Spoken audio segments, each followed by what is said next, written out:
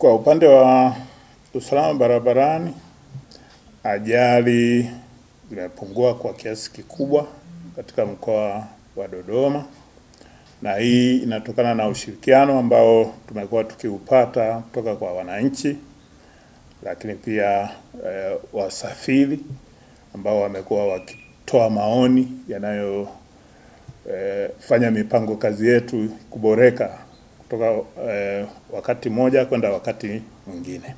Tuna highway patrol katika maeneo mbalimbali ya mkoa wa Dodoma, kwa maana ya hapa jijini, kwenye wilaya na sehemu za mipakani.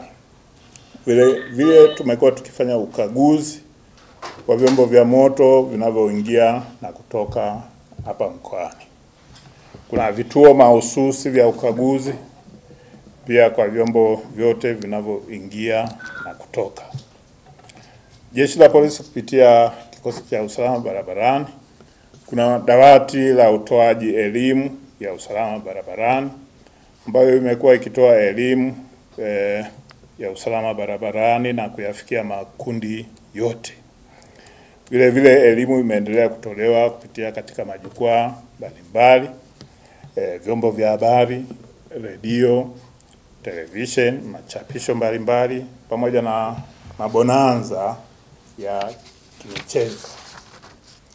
Kwa ujumla, kama nilivyotangulia kusema, hali ya ajali imepungua na tumefanikiwa kudhibiti kwa kiwango kikubwa, na hata mapokeo ya wananchi juu ya elimu hii kubwa imekuwa ni chanya, ambapo jamii imeanza kupata kupaza sauti na kukemea vitendo vyote vya uvunjifu wa sheria za usalama barabarani.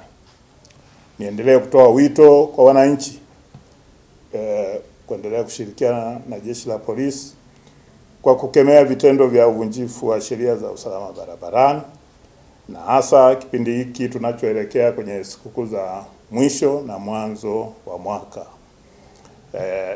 Dodoma bila ajali inawezekana.